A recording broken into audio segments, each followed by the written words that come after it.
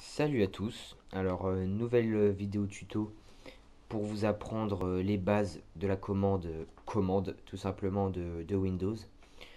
Comment l'utiliser, les petites commandes de base, ainsi que comment l'utiliser sur des PC de collège ou de lycée où cette commande est bloquée. Donc sur votre PC à vous, vous faites tout simplement démarrer, exécuter. Dans Ouvrir, vous mettez CMD, Entrée, et l'invite de commande se lance.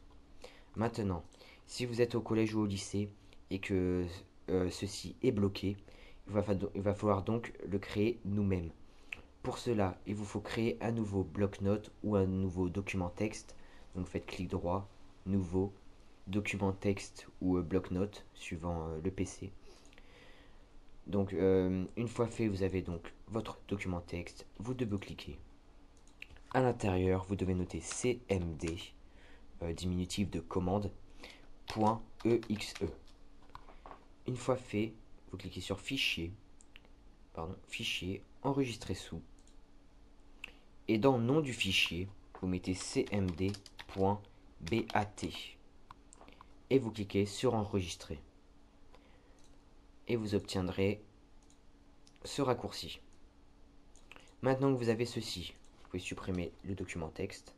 Il ne vous reste plus que la commande .bat. Pour avoir toutes les options possibles dans celle-ci, vous faites clic droit, exécuter en tant qu'administrateur. Oui.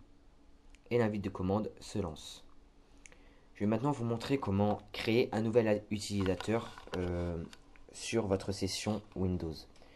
Pour cela, vous faites net user et vous donnez le nom à votre compte. Je vais donc mettre n'importe. Par exemple, je m'appelle Thomas, je vais mettre Thomas. Donc net user Thomas, plus loin, /add, entrée. La commande s'est terminée correctement. Nous allons donc vérifier, toujours la même manipulation. Et nous voyons que notre compte Thomas est devenu administrateur. Vous retournez sur invite de commande. Nous allons désormais ajouter à celui-ci un mot de passe. Pour cela, vous mettez net, plus loin, user, plus loin le compte, le nom de votre session, donc Thomas, plus loin, étoile, entrée. Entrez un mot de passe pour utilisateur. Je vais donc mettre Thomas en mot de passe.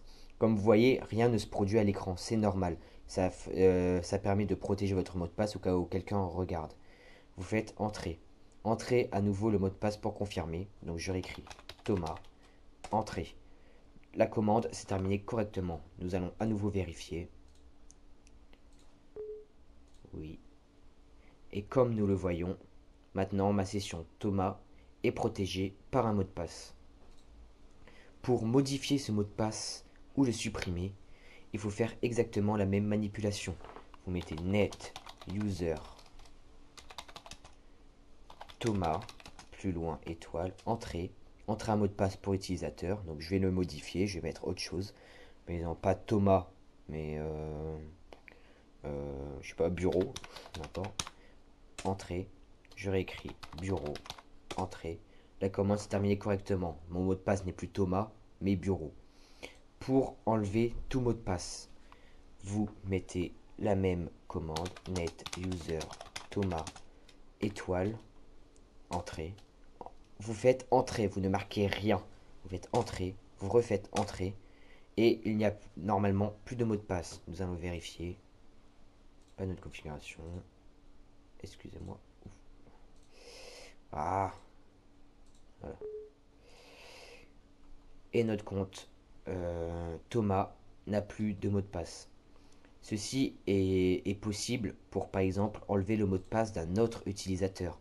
Par exemple, Mathieu, ici, qui est ma session principale, la mienne.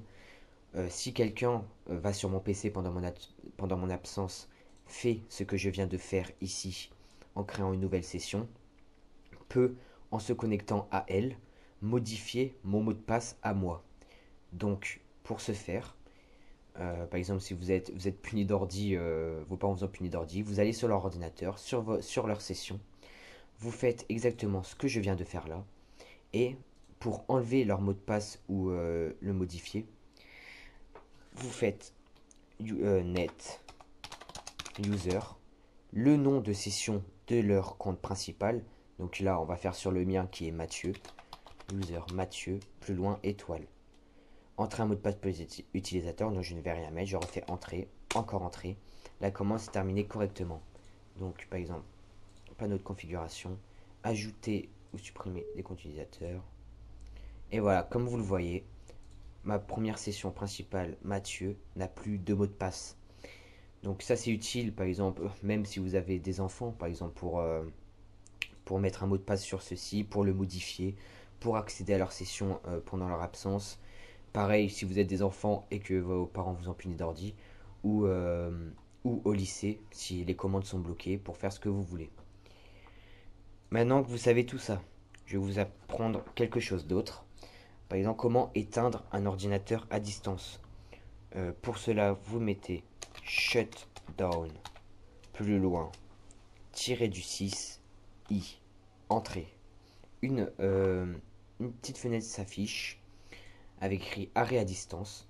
Donc dans ordinateur, vous faites ajouter, vous mettez le nom de l'ordinateur. Quelle tâche voulez-vous que cet ordinateur exécute? Donc si vous voulez redémarrer l'ordinateur visé, l'ordinateur cible, si vous le faire redémarrer, vous sélectionnez redémarrer, l'arrêter, arrêter, annoter l'arrêt non planifié, tout ça, vous pouvez faire ce que vous voulez. Avertir les utilisateurs de l'action, ça c'est si vous voulez vous foutre de leur gueule un petit peu, vous cochez, vous mettez genre 30 secondes, ça va leur dire que dans 30 secondes l'ordinateur va s'arrêter. Planifier, ça vous enlevez. Et commentaire, bah vous mettez par exemple coucou, ton ordi va s'éteindre.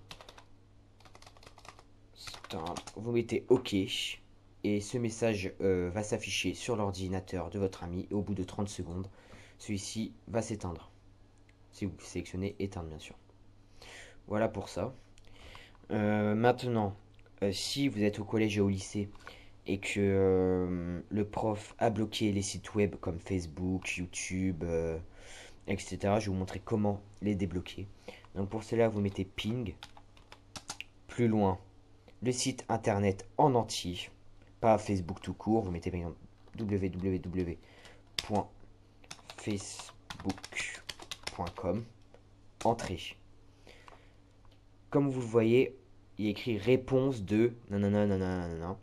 Vous devez copier l'adresse IP du site web en question, qui est ici 31.13.74.128. Vous notez ceci dans la barre d'adresse Google et Facebook va s'afficher. Pareil pour n'importe quel autre site, par exemple ping, plus loin, www.youtube.com, entrée. L'adresse IP de YouTube est 173.194.40.166. Vous prenez ceci, vous le notez dans la barre d'adresse et vous aurez accès à YouTube. Voici donc pour les commandes de base sur Windows, donc pour la commande .bat. Si vous avez des questions, posez dans les commentaires. N'hésitez pas à vous abonner et à mettre un pouce vert